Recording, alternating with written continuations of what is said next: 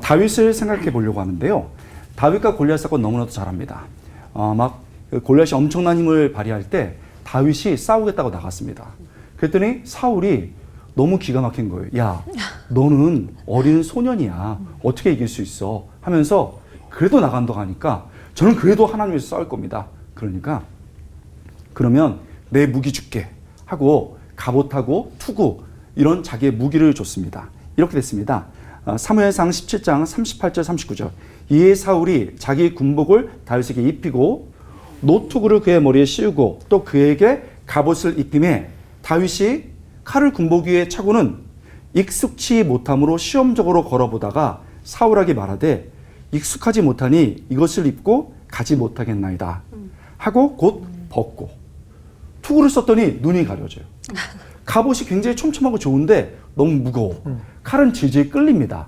그래서 왕의 것이었지만 이건 아닙니다 라고 말하면서 자기가 제일 잘할 수 있는 것 그리고 하나님께서 늘 훈련시켜줬던 것 인도했던 것 그 유명한 물매를 가지고 나갑니다.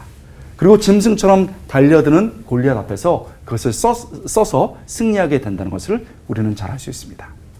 자, 다윗에게 이 물매는요, 그의 재능, 그의 은사였던 겁니다. 여러분, 그렇다면 우리의 재능은 도대체 어떻게 발견할 수 있을까요? 나의 물매, 나의 재능, 나의 탤런트는 어떻게 발견할 수 있을까요? 첫 번째는요, 즐거움입니다. 내 재능은요, 즐거운 것을 찾으면 됩니다.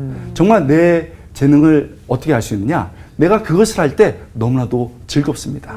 그래서 이것을 즐거움을 재능의 주관적 요소라고 볼 수가 있습니다. 내가 주관적으로 내가 이것에 재능이 있느냐 없느냐를 볼 때 제일 먼저는 내가 즐거워하는 것 이것을 찾으면 사실은 반 정도는 찾은 것이라고 봅니다. 그런데요, 이런 주관적 요소, 즐거움뿐만 아니고 객관적 요소도 있습니다. 속도입니다. 속도. 즐거운데 속도가 있어야 돼요. 여러분, 어떤 분이 컴퓨터가 고장났습니다. 그래서 컴퓨터를 잘 모르는 사람한테 가서 이 프로그램 좀 고쳐주세요. 고장났습니다 하면 하루 종일 고칩니다. 그냥 하루 종일 고치고 결국 망가뜨리는 경우도 많아요. 그런데 잘하는 사람은 그걸 즐거워할 뿐만 아니고 짝짝짝짝 이거네요. 해서 30분 만에 끝나는 것을 볼 수가 있습니다. 그러니까 즐거울 뿐만 아니고 주관적인 것, 객관적으로 속도가 있어야 됩니다. 또 하나가 있습니다. 세 번째 요소죠. 이것도 객관적인 건데 좋은 평가입니다. 속도가 있을 뿐만 아니고 평가가 좋아야 됩니다. 아주 즐겁게 또 딱 빠르게 했는데 평가가 좋아야 됩니다. 여러분, 그렇게 주관적인 요소, 즐거움, 객관적인 요소, 속도와 좋은 평가죠. 그렇게 하면 어느 정도 내 재능을 파악할 수 있습니다. 그런데 그것은 일반 사람들도 다 그렇게 합니다. 더 중요한 영적 요소가 있습니다. 네 번째인데 뭐냐면 인도하심입니다. 여러분, 자기는 그걸 하려는 의도가 아니었어요. 그냥 내가 즐거워서 했는데요. 하나님이 계속 그것을 인도하시는 것이죠. 여러분, 다윗은 그냥 양을 지키면서 최선을 다해서 지키고 싶었습니다. 그런데 사자와 곰이 오는 겁니다. 그래서 싸워야 되니까 물매를 사용한 거죠. 어느 날 전쟁터에 갔습니다. 그랬더니 여러분, 골리앗이 있는 거예요. 그래서 결국은 물매를 선택했죠. 하나님이 늘 인도하셨던 도구니까요. 그래서 사자와 곰이 달려오는 그 자리에 골리앗이 있었던 겁니다.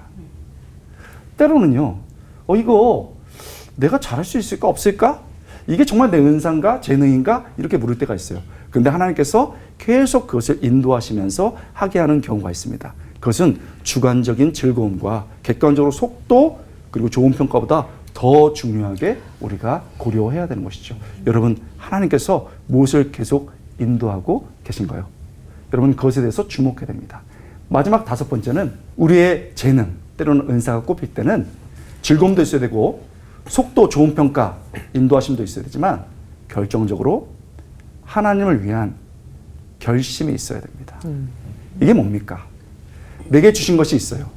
그런데 이것을 나만을 위해서 살아갈 수 있습니다. 그리고 내 자랑과 내 능력을 드러내는 데가 있습니다.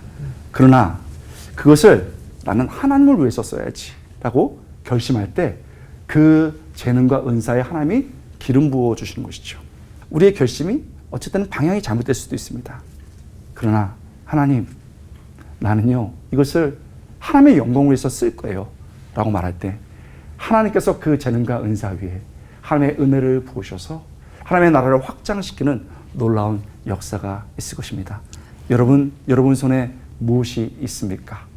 여러분 그것을 하나님께 올려드리며 위대한 결심에서 축복을 경험하는 인생 될 수 있기를 축복드립니다. 아멘. 기도하겠습니다. 하나님 나와 함께하여 주시옵소서. 그래서 하나님의 나라를 확장시키는 일이 나를 통해 이루어지는 것 경험하게 하여 주시옵소서. 아멘. 감사드리고 예수님의 이름으로 간절히 기도드리옵나이다. 아멘. 아멘. 말씀을 들어보니까 말의 은사가 있다가 확실한 게 빠져들게 되네요. 맞아요. 그래서 이제 근데 또 많은 그리스도인들이 또 이제 고민을 또 받고 있어요. 재능과 은사 때문에 고민이 많은데 그 중에서 저는 은사가 아무것도 없어서 주눅이 들어요 하시는 분도 계시고, 그리고 저는 제가 뭘 잘하는지 도무지 모르겠어요 하시는 분도 계시고, 그리고 이런저런 은사가 있긴 한데 무엇을 전공과 직업으로 삼아야 될지 모르겠어요 하시는 분이 많은데, 어떻게 하면 나의 재능과 은사를 잘 발견할 수 있는지 우리 목사님 분에게 좀 여쭤보고 싶습니다. 네. 아주 은사와 재능 이거에 대해서 한마디로 요약하면 뭐냐면 이거예요. 이렇게 모션을 할 수 있는데 이거든요. 좀 이상하죠. 하나님에게서 받거나 거의 맞았는데 결대로 살아야 길이 열린다. 저는 제가 이게 정말 학생들한테 많이 강의하고 하는 결대로 살아야 길이 열리는 거예요. 하나님 나를 이렇게 만들었는데 어떻게 해요? 내가 좋아하는 게 있고 그래서 속도가 붙고 좋은 평가를 얻어요. 저는 공부 못할 때도 맨날 애들이 너 말 잘한다. 그리고 군대 갔을 때도 소대장님 뭐 하십니까? 그러면 나 지금 나무 앞에 놓고 뭐 가르치고 있어. 이렇게 하면서 이렇게 행동해서 이러고 있거든요. 저는 그게 좋아요. 나는 내가 하나님 만드신 나를 믿어요. 내가 좋아하는 거. 그리고 내가 속도 낼 수 있는 거, 잘할 수 있는 거에 집중하는 거죠. 그래서 이거의 의미는요, 이거는 내가 내 결에 집중하는 거예요. 그러니까 하나님께서 나를 만드신 대로 나는 그렇게 살아갈 것이다. 내가 잘하는 것에 집중될 것이다. 집중해서 살 것이다예요. 그런데 이게 있어요. 이게 뭐냐면 이제 길이 열리는데 이거에만 집중하지만 여기 하나님의 결로 인도할 때는 내가 잘하는 거에도 이렇게 돼 있지만 결국 사명에 뛰어들어야 됩니다. 그 가치 있는 사명에 뛰어들어야 되는 거예요. 그때 사실은 내 결이 그 길에 맞게 가면서 그 길로 이제 인도되는 거죠. 이때는요, 내가 잘하는 것뿐만 아니고 이 길이 날 때는 하나님께서 사막에서도 길을 내시기 때문에 하나님의 인도하심과 결단이 되게 중요해요. 때로는 이거는 내가 잘할 수 있는 게 아닌데라고 하는데 계속 인도하실 때가 있어요. 그게 길일 때가 있습니다. 그러다 보면 그게 내 게 아니라고 생각했는데 잘 될 때가 있어요. 그러니까 내가 잘한 것에 집중도 해야 되지만 이 길로 갈 때 하나님이 만드는 길도 잘 봐야 되는 거죠. 그냥 내 결대로 사세요. 그냥 하나님이 내게 주신 거 믿고 네. 작은 거라도 믿고 그냥 살아가세요. 동시에 더불어 하나님께서 인도하시고 결심하게 할 때 내가 이거 못해도 나 하나님 주신 사명을 살 거야 하다 보면 거기서도 길이 열립니다. 화이팅! 화이팅! 네.